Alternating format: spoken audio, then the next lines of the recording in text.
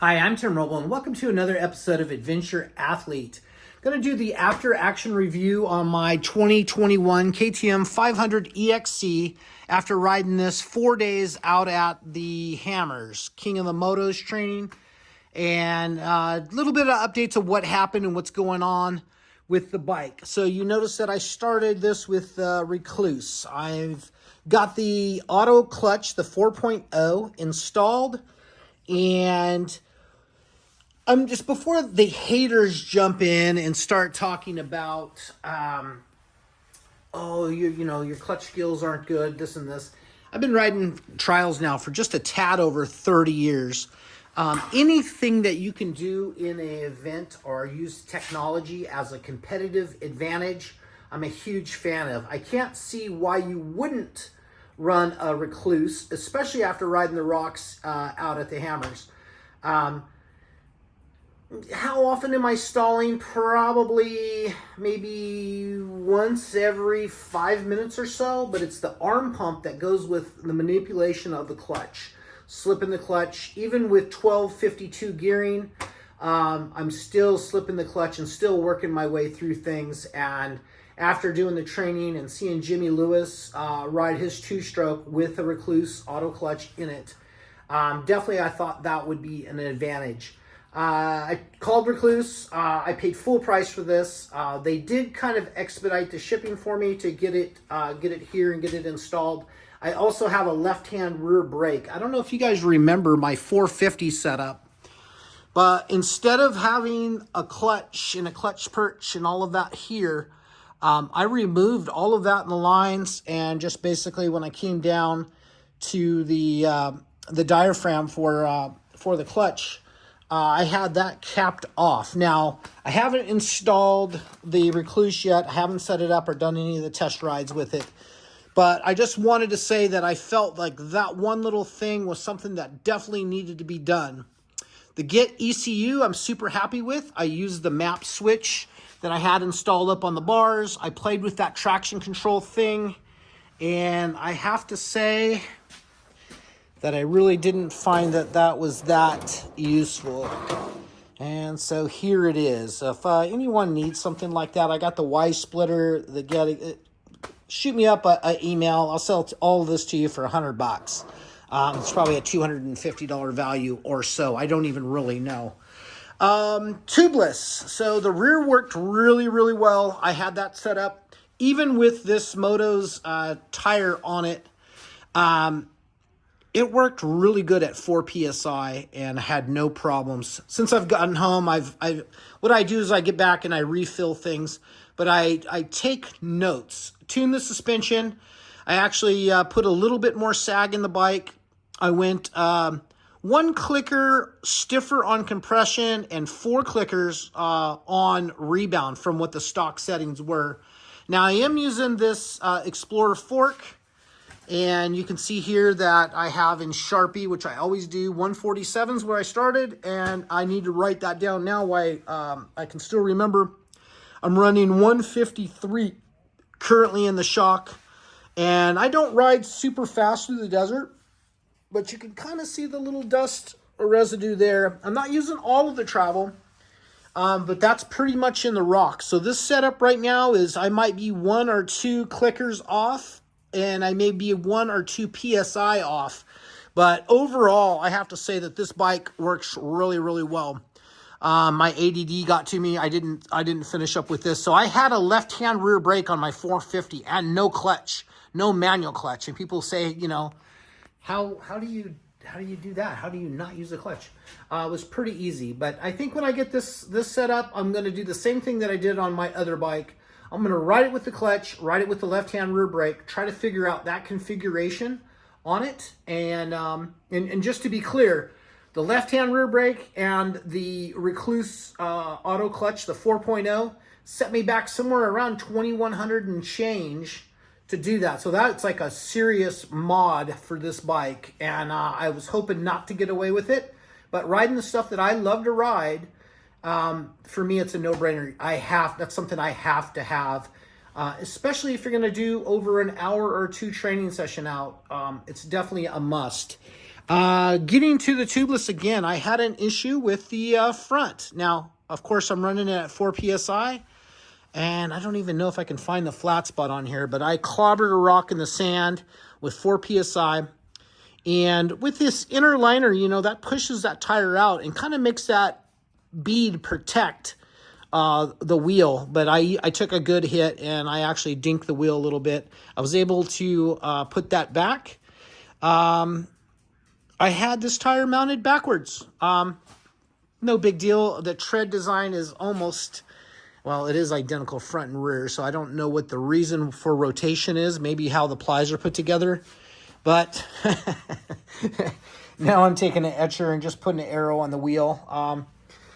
Just something that's going to save me more work.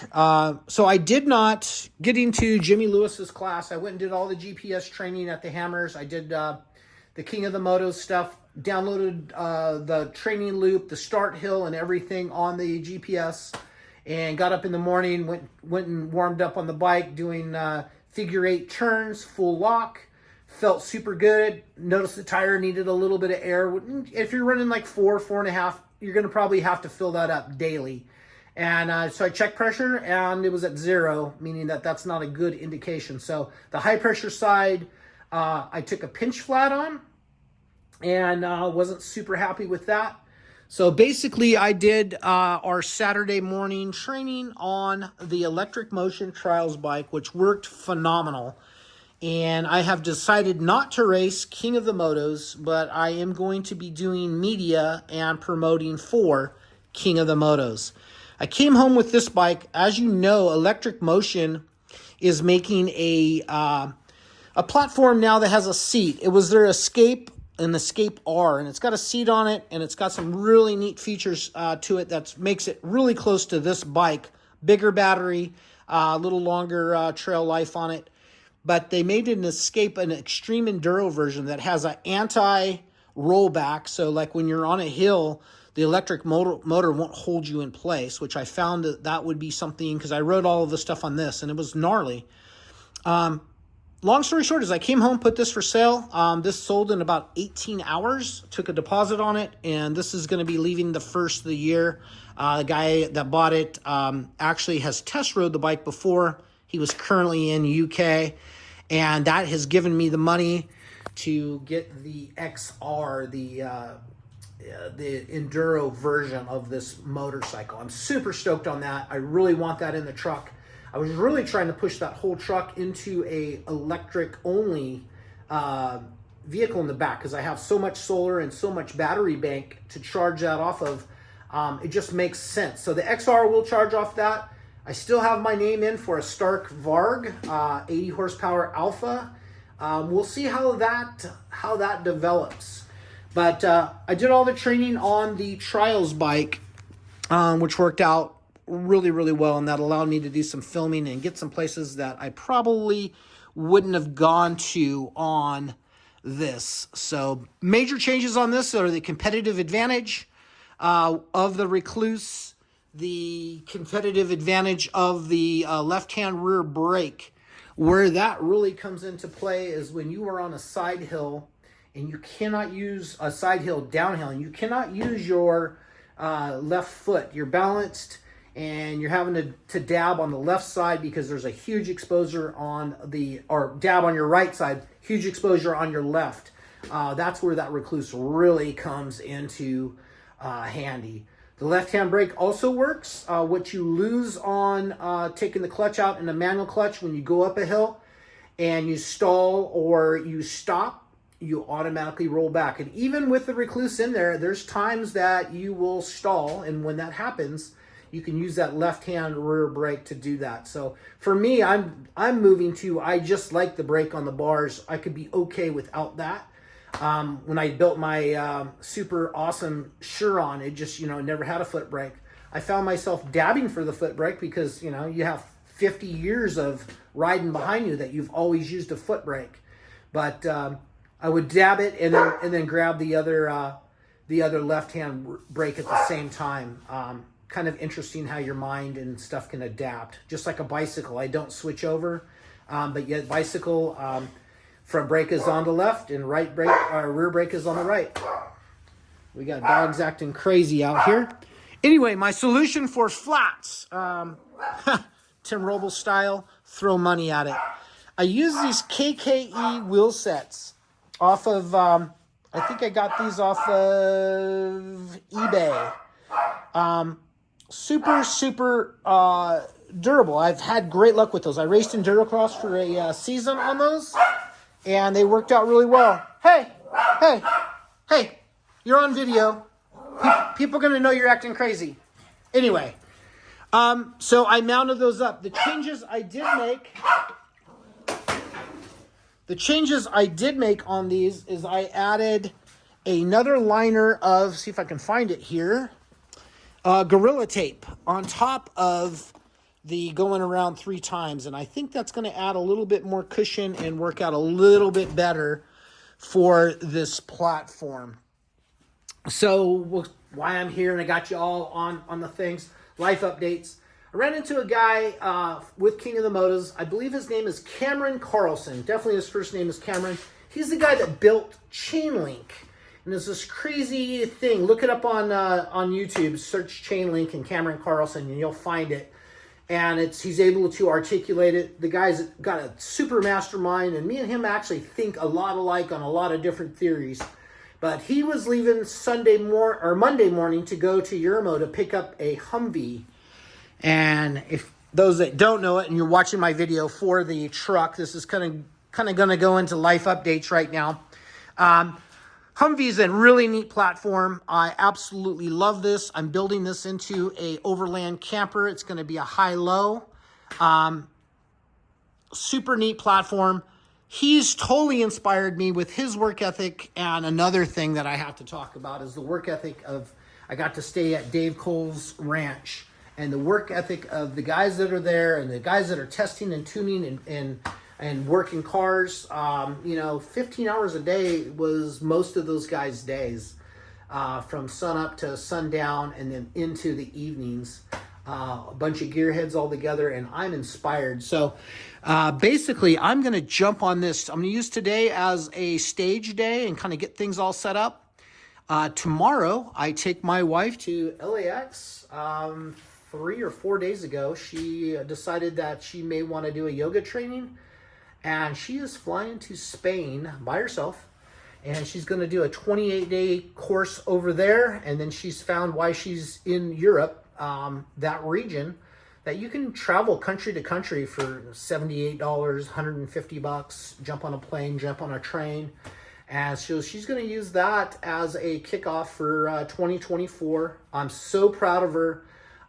To take those steps. It's just like when I leave to go do what I do, she's leaving to go do what she does. She has to leave everything that she loves at home to go do the thing that she loves, if that makes sense. Same thing I do here. I leave the dogs, I leave her. I go out to the desert. I go out to Salton Sea to fly. It's one of those things that, like, it takes courage just to go ahead and do that. So, long story short, back on the Humvee, getting ready to hammer down on that. I've talked to my stepson, Joey. Joey Dreads does tattoos. He is my tattoo guy. If you guys need a tattoo, hit me up and I'll put you in contact with him. He's got a really nice building down here in San Bernardino. Going to jump on this Humvee. I'm going to start putting in my 12, my 15-hour days. I'm motivated, I'm driven, and I'm passionate about it. I have left my GMC Canyon for sale. It's at $55,000. That's what it costs to build out a van. You bring your van to one of these guys that uses a CNC router that does these kits and installs the stuff. 55 grand to build out a van to have someone do it. I'm selling the whole truck built out, super nice, 55 grand.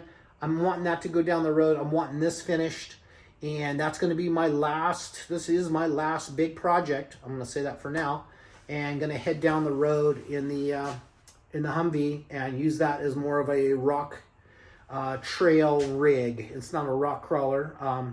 Cameron Carlson's actually building a shortened version that has a pivot in the back that's super amazing. I wish, and I think he'll probably do some videos on it, but Awesome guy. Look him up on Chainlink.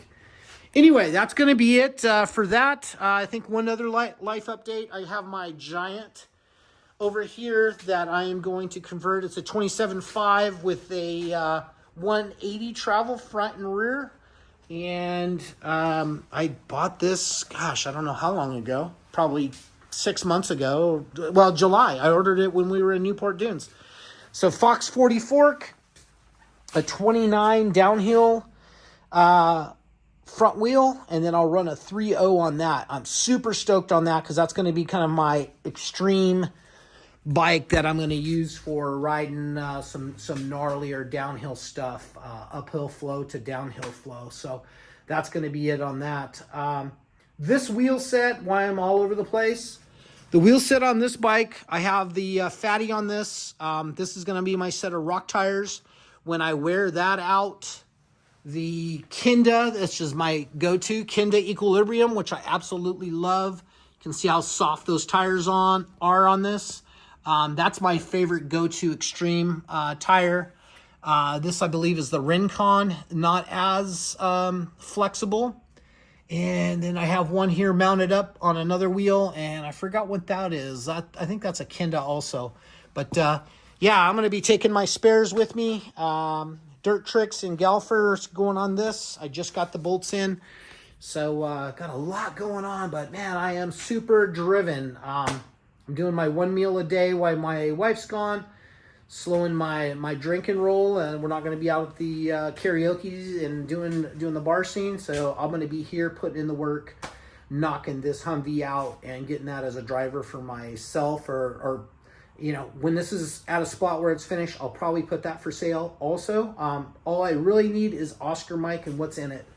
We'll see how that goes from there.